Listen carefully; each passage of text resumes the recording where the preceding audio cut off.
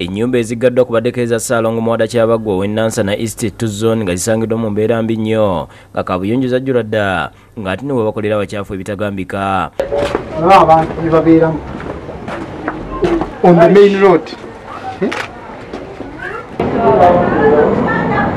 Abasawo bano kuva ku munisipaali Nansana basinzeewo okugala amayumba gano olw'okubeera nti abazibeerako bayinza okukwatibwa endwadde eziva ku bukyafu era nga balagidde ababeera ku nnyumba zino okuzifuluma baziggale ng'abamu balabiddwako nga badduka okwekweka.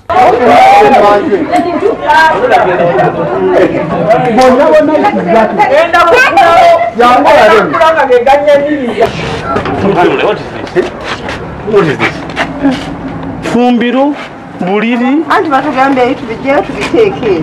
Olw'okuba wano wasangiddwa nga bakyafu okukamala ate nga waliwo n'emirimu egikolebwawo egikuŋŋaanya abantu okuli ekirabo ky'emmere abasisi ba Chapati ne woofiisi y'abatunda ettaka kibawaliza nabyo okubiggala.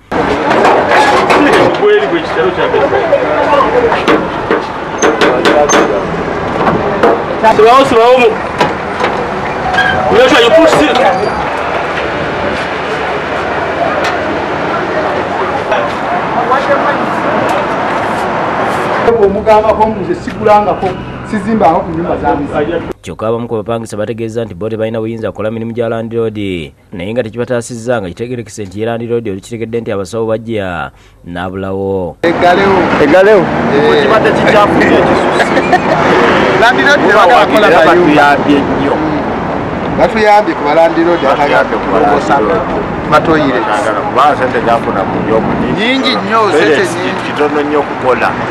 Tukiza omulimu gw'okulambula amayumba agali mu Nansana municipal nga gakwatagana agatalina kuyonjo era nga amayumba agamu ge tusanze tugaggadde okusobola okulaba nti tuwonya abantu abagabeeramu okuba nti tebalwala ndwadde ziva ku bukyafu. Batuusa yakusakidde Gullen ku lwa Bukedde TV.